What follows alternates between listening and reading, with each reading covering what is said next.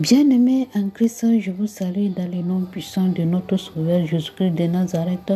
Nous sommes dans notre émission et nous disons que Dieu vous bénisse abondamment, que la main de l'Éternel soit avec vous au nom puissant de notre Sauveur Jésus-Christ de Nazareth. Alléluia.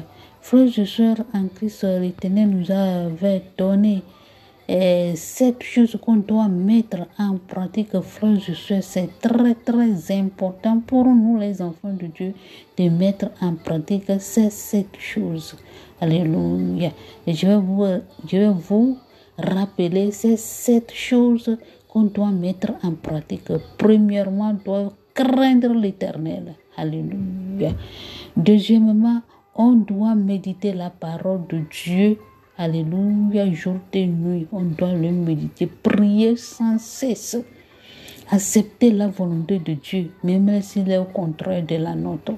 Alléluia, accepter la volonté de Dieu. Frères et sœurs, c'est nécessaire d'accepter la volonté de Dieu, de marcher dans la sanctification dedans et dehors. Frères et sœurs, il faut s'intéresser aux pauvres, aux orphelins et aux veuves. Que Dieu vous bénisse abondamment. Et on est en train de parler, de lire la parole de Dieu, de méditer la parole de Dieu, comme l'Éternel est en train de nous montrer. Et on a vu dans Psaume 19 concernant David. David a dit que la parole de l'Éternel restaure l'âme. Alléluia. Que la parole de Tout-Puissant restaure l'âme. Aujourd'hui, on va lire la parole de Dieu dans Psaume 119, verset 9 à 16. Que Dieu vous bénisse abondamment. Comme le jeune homme rendra-t-il pur son sentier en se dirigeant d'après ta parole. Vous voyez, en se dirigeant d'après ta parole. Donc le jeune homme, pour qu'il puisse rendre son sentier pur, il va lire la parole de Dieu, de voir comment il doit prendre ses positions, bien comment il va s'imaginer, de quelle manière. Alléluia. Je te cherche de tout mon cœur. Ne me laisse pas égarer l'un de tes commandements. Vous voyez, c'est David qui est en train de prier que l'Éternel ne le laisse pas loin de ses commandements. Frères et sœurs en Christ, en lisant la parole de Dieu, tu vas voir ce que l'Éternel aime et ce que l'Éternel n'aime pas. En lisant la parole de Dieu, tu vas voir les commandements de l'Éternel, comme les 10 commandements, les lois, il y a plusieurs. Et tu vas voir, Dieu a dit certaines choses qui sont très très importantes pour nous les enfants de Dieu. Et tu vas voir que ça là, Seigneur, mais l'Éternel a dit ça dans sa parole. C'est très très très important. Comme avant-hier, on avait dit dans Exode 28. Exode 28, verset 33 à 37, l'Éternel a dit quelque chose là-bas, ça m'a touché mon cœur. Le Tout-Puissant dit à Moïse de coudre un caleçon pour les souverains sacrificateurs.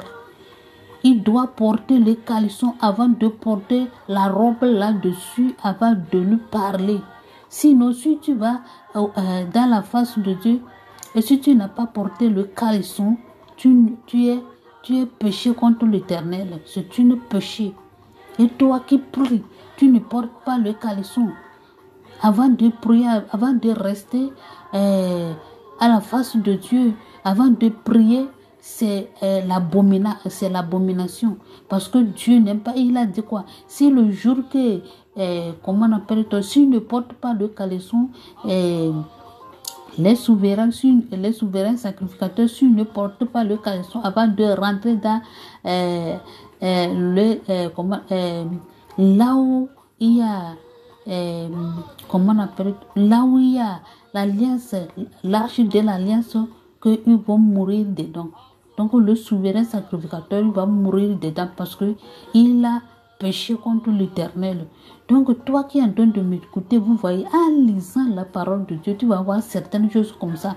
Toi, tu vas faire que c'est banal. Peut-être toi, tu pries, tu ne portes même pas le caleçon avant de prier. Alléluia. Tu ne portes même pas la robe avant de prier. Tout ça là, c'est l'abomination.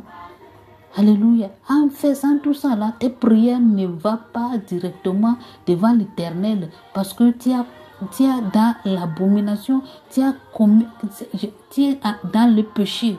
C'est ça, tu es dans le péché. Donc tes prières là ne va pas, l'Éternel ne t'exauce pas parce que l'Éternel a dit avant de me parler, tu dois porter le caleçon, tu dois bien préparer avant de me parler.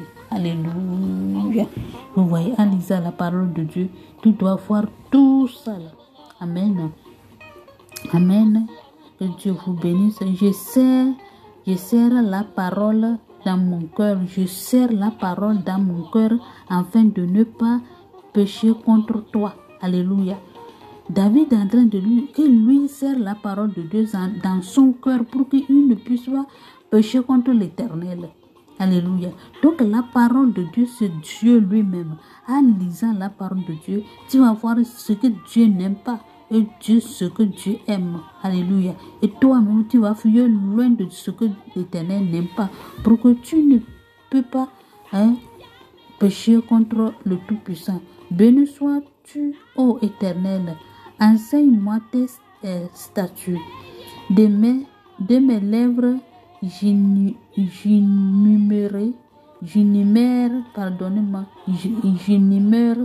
toutes les sentences de ta bouche. Je me réjouis en suivant tes préceptes. Alléluia. Comme si je possédais tous les trésors. Donc, les préceptes, ce sont les ordres de l'Éternel. Alléluia.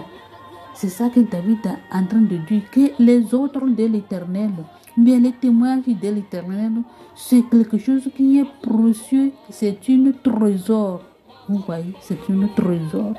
Je médite tes ordonnances, j'ai des sentiers sous les yeux. Je fais mes délices de tes statuts.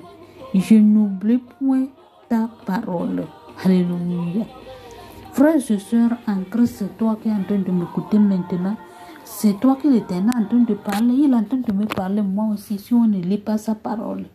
Car on a dit dans le livre de Jean, on a dit dans Jean 1, verset 1, et au commencement, c'était la parole. Au commencement, c'était la parole. La parole était avec Dieu et la parole était Dieu lui-même. Donc, en lisant la parole de Dieu, c'est que tu es en train de parler avec ton Créateur, tu es en train de discuter avec ton Sauveur. Mais toi, tu ne lis pas la parole de Dieu. Mais tu dis que je suis un enfant de Dieu, mais tu n'aimes pas à lire sa parole. Tu n'aimes pas parler avec ton Père. Donc, c'est nécessaire de parler avec ton Créateur. C'est nécessaire de lui parler, car l'Éternel aime que ses enfants lui parlent. Le Tout-Puissant aime qu'on lui parle, qu'on lui dit tout ce qu'on en a besoin, qu'on lui demande certaines choses qu'on ne connaît pas. Alléluia. Que Dieu vous bénisse abondamment, que la main de l'Éternel soit avec vous. Frères et sœurs en Christ, en priant, il faut s'en rappeler de moi aussi. Et que Dieu vous bénisse. Si Dieu le veut, demain on va continuer. Amen.